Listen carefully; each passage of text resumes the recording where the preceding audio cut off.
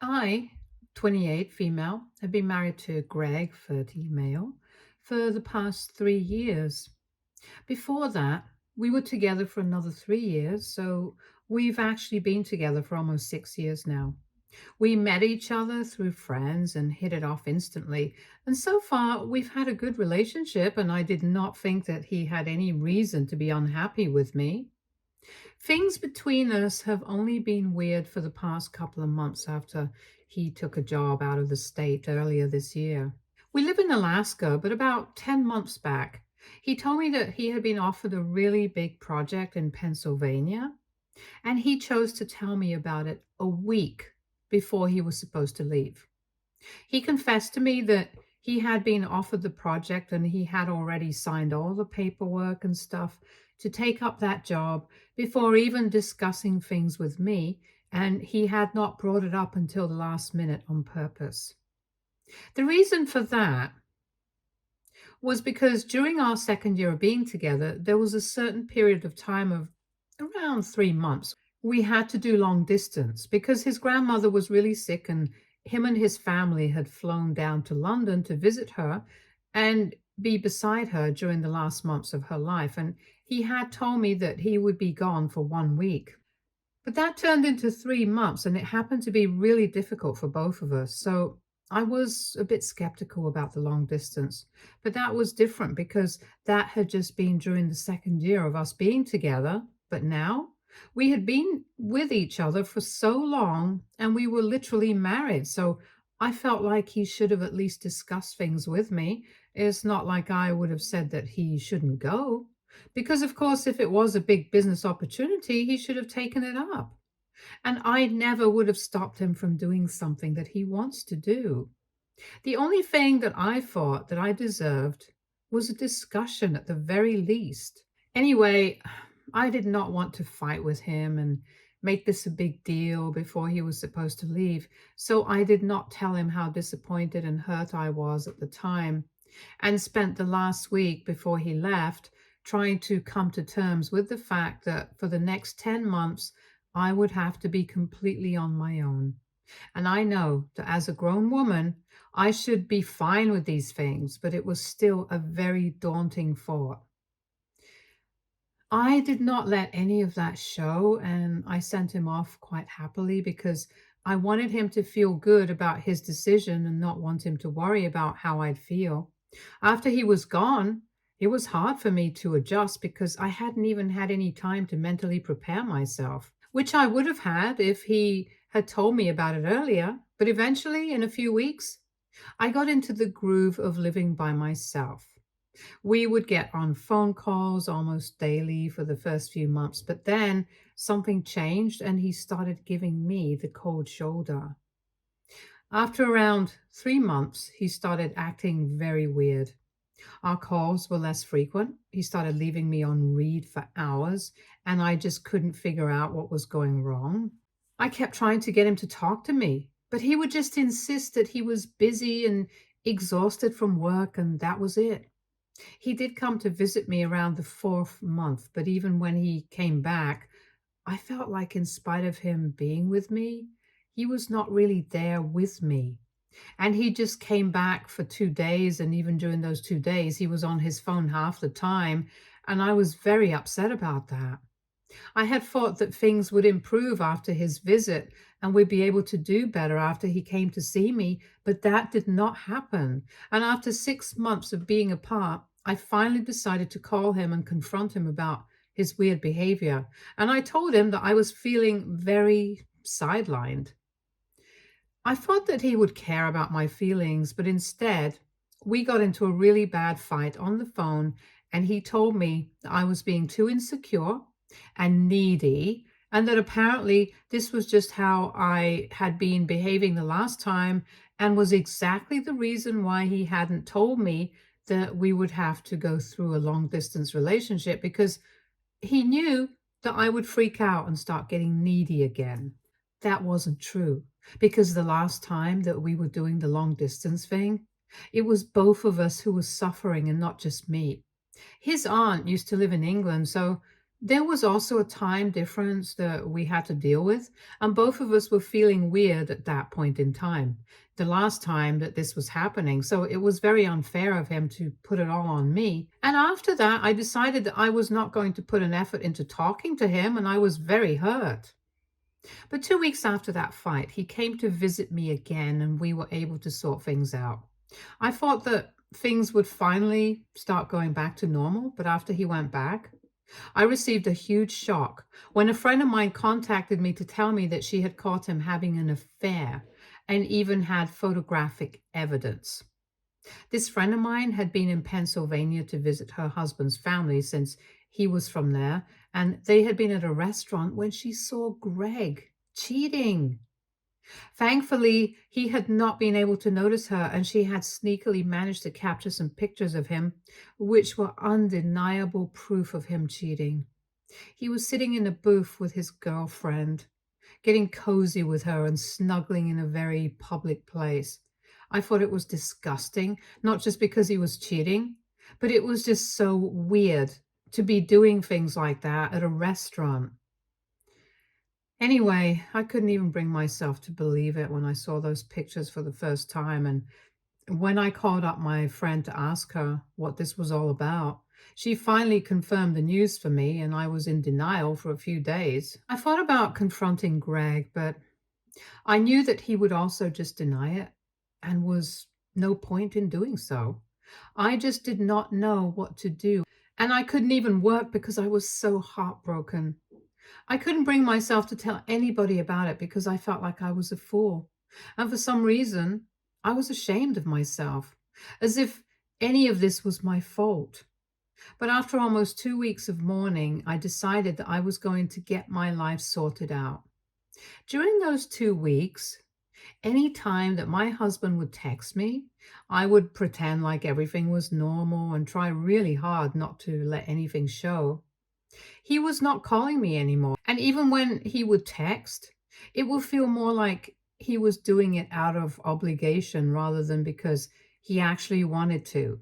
And now I finally knew why. To be honest, I was relieved that he did not call me during those 2 weeks because if I had heard his voice, I might have broken down and confronted him.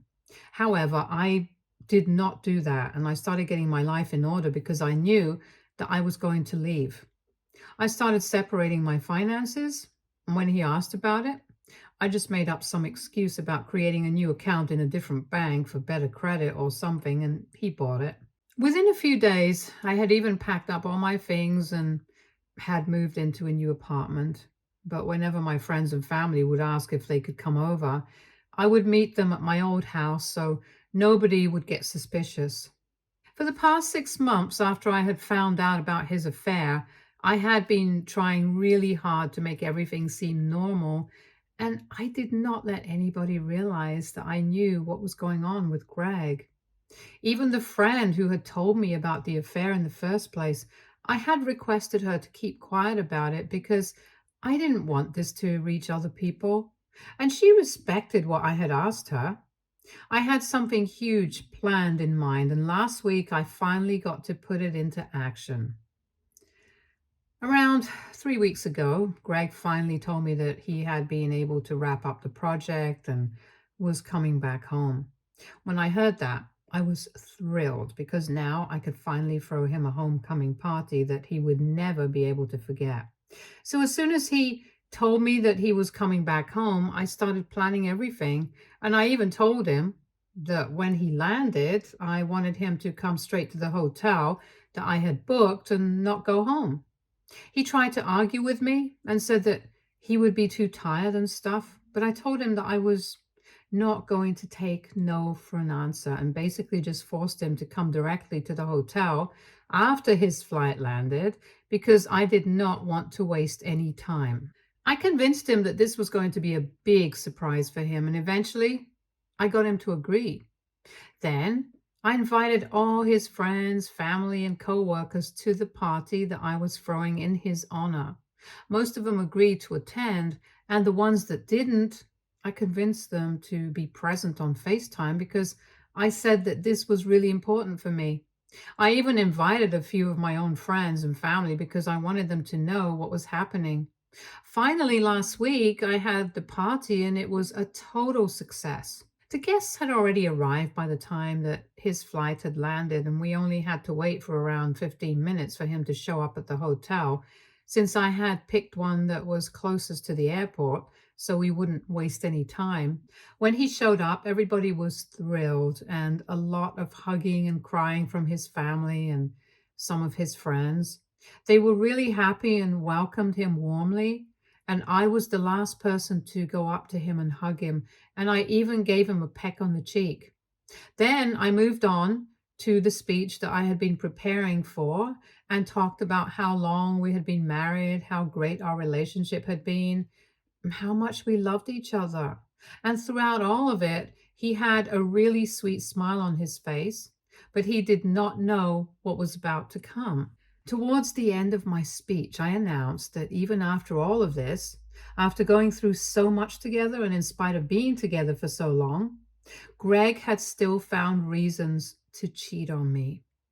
And that's when everybody went silent because obviously they were all confused, including Greg, because I could tell from his face that he definitely had not seen this coming. After a few seconds of silence, I decided to do the big reveal and unfurl the banners, which were basically just humongous photos of him cheating, which had been printed on the banners all around the room. I even had some waiters bring in the massive cake that I ordered, which read, "Welcome home, cheater. Yes, I've known about this for the past 6 months," in frosting, and I thought it was pretty hilarious. Unfortunately, nobody shared my sense of humor, and once I was done with this, everyone was incredibly awkward, and that included my friends and family too. Greg was literally speechless. He had nothing to say, and when he finally did find the words, he said that I was sick in the head for planning something like this and executing it. He told me that I was deranged and that I needed serious psychiatric help because it was not normal for someone to act like they were okay for 6 months and then do something like this. Then he ran out of the party along with his parents and the rest of his family, who all kept glaring at me as they walked out. After that, pretty much everybody in the room started leaving, and nobody really even said goodbye. I didn't mind, because what I had set out to do, I had accomplished it. The only people who stayed were a couple of my friends and my family members, who then came over to me to comfort me. But I had already cried all the tears that I had to. I had nothing to say, so I just had that cake with them because I paid good money for it. And once we were done with dinner, all of us went back home. I obviously went back to my own apartment because my old house was not my home anymore. It's been 1 week since then, and I filed for divorce. I did that literally the morning after the party. I did not think that I would hear from Greg, and I knew that he would obviously not contest the divorce. But 2 days back, when he received the divorce papers, he decided to reach out to me, and he sent me an email saying that he was really disappointed with the way that I had chosen to deal with the situation, and said that if I had found out about his affair and I should have had the decency to confront him about it instead of trying to do something so extreme and disturbing. He told me that he hasn't been able to sleep or eat because of the humiliation that he has faced, and nobody's speaking to him, not even his friends and family. And he's blaming me for all of this because I could have just kept things private instead of airing out our dirty laundry, but now I've gone ahead and ruined him.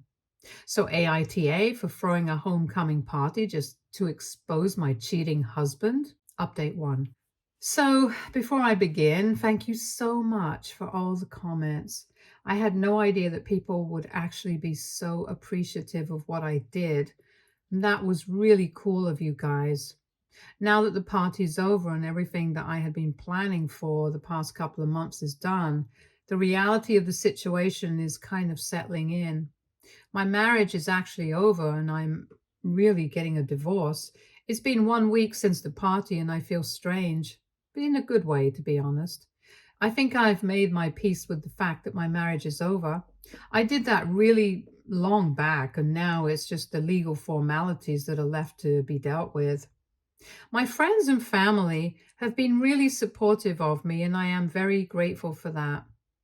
My parents have been checking in on me and calling almost every day, and my friends have been texting quite frequently just to make sure that I'm doing fine.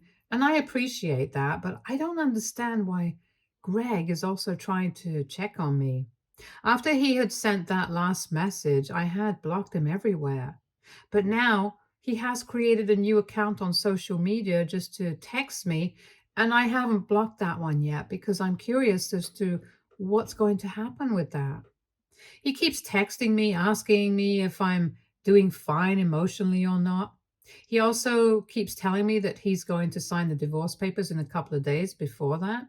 And he wants to meet me in person and just has one last discussion with me for some closure because we have been married for quite a while and we've been together for even longer. So we owe this to each other. I don't know how to tell him that after what he did. I don't owe him jack. And anyway, he's been sending me these messages in hopes that maybe I will respond to him, but I've been holding out on that so far. Part of me really wants to meet him just for the sake of it, but I know that's probably not good for me. I have discussed it with my parents and they think that it's not necessary. Since I already know that he has cheated on me and there's not much to talk about. And if it's about the divorce, we can talk about it when we are negotiating with the mediator. I don't need to meet him in person without a lawyer for that. But I'm still just kind of curious about what he really wants to talk to me about. So, in spite of all the advice that I have been given so far, I might still entertain his request because honestly, I think I'm over him. And no matter what he says or does, I'm not going to return to him. So, I don't think I have anything to worry about as such. Update 2. Hey, so I didn't exactly go and meet him, but I did speak to him. It has been 2 weeks since I filed for divorce, and I really just need him to respond to the petition so that we can get the proceedings started. And if that happens, we can wrap this up as quickly as possible.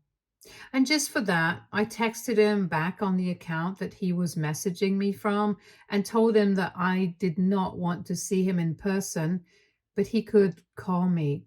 I had unblocked his number just for that purpose. So if he really wanted to speak to me and if it was an emergency, he could talk to me on the phone because I was not going to go out of my way just to see him in person. This is the message that I sent him, and within half an hour, he replied saying that he would really rather do this in person than on a phone call. And I got a little annoyed. So I told him that if he was going to be like that, then I wasn't going to talk to him at all. And I blocked this account as well. Within seconds, he had replied saying that he was going to call me and there was no need for me to get upset.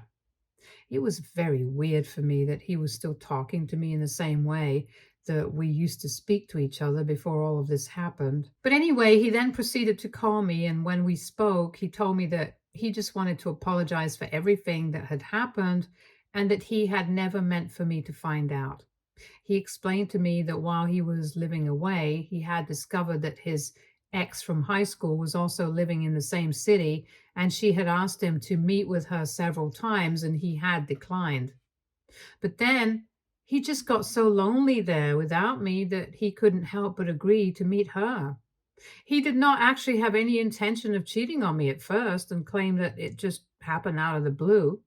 But once he had hooked up with her the first time, he couldn't bring himself to stop because he felt like it was necessary for him to be with somebody just to drive away the loneliness. He explained to me that he did not have any real feelings for the other girl and that it was just to cope with his loneliness, and that the person he really just missed a lot, even while he was with his ex, was me, nobody else. But then, after he started cheating on me, he started feeling guilty as well, and that's why he became very distant and he knew that it was his mistake. But he just wanted me to know that he was still in love with me and he regretted everything that he had done. But if I would just think about this from his perspective and maybe try to forgive him, he would really appreciate that. While he was talking to me on the phone and telling me these things, I really just didn't know what to say to him. The sheer audacity to tell me that he was in love with me and he missed me, even when he was cheating on me, was astounding. I couldn't imagine somebody saying these things and thinking that they were completely sensible and logical things. I was speechless, to be honest, so there was complete silence on my end while he was talking.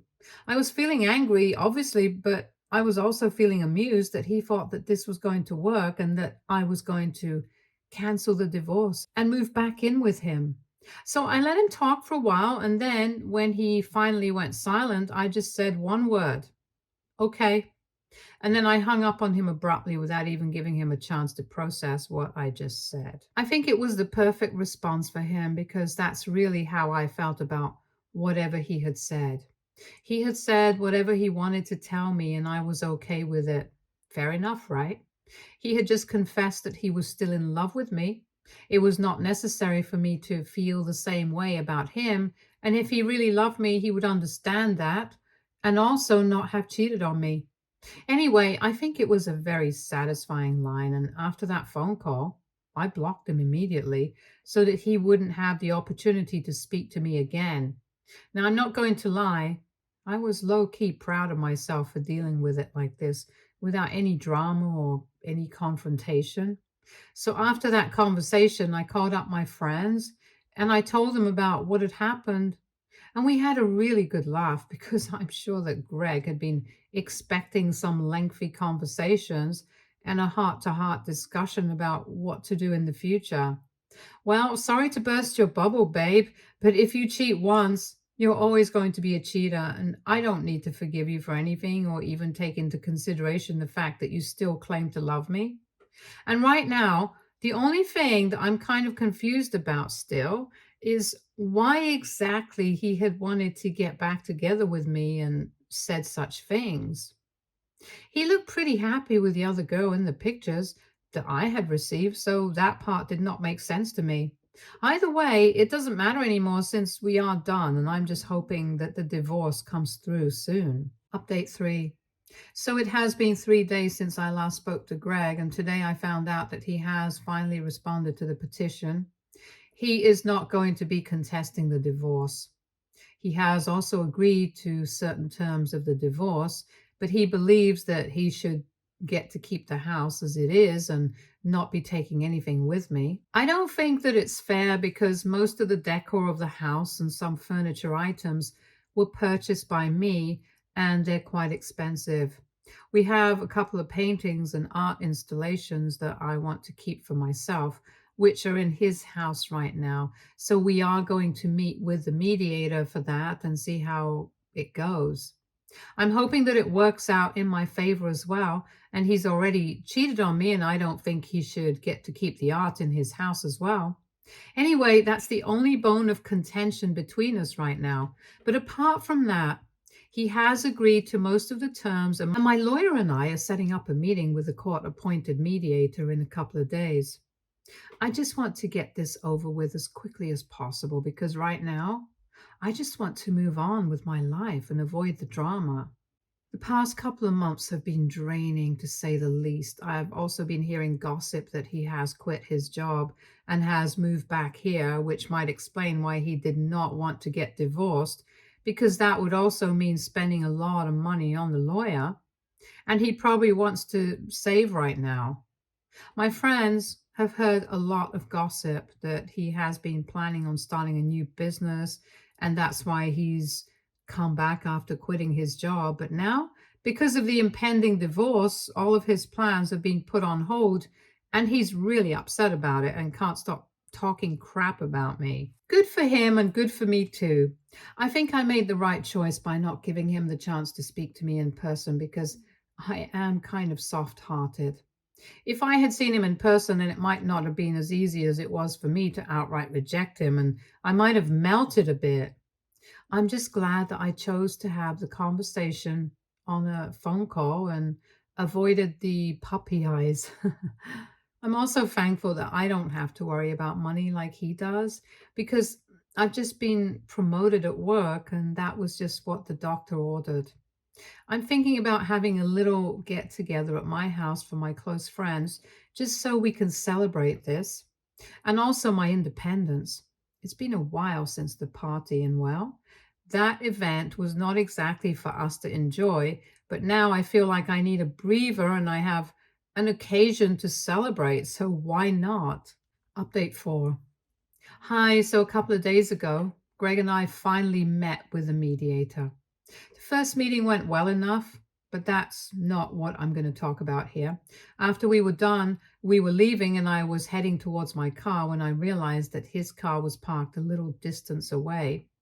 I could see the girl from the photos, his ex-girlfriend, but I'm guessing now his current, glaring at me from there. I tried to avoid even looking at her because I did not want any drama, but then she walked right over to me as I was getting inside my car and grabbed me by my arm and pulled me out, which really pissed me off. So I shoved her and told her to back off.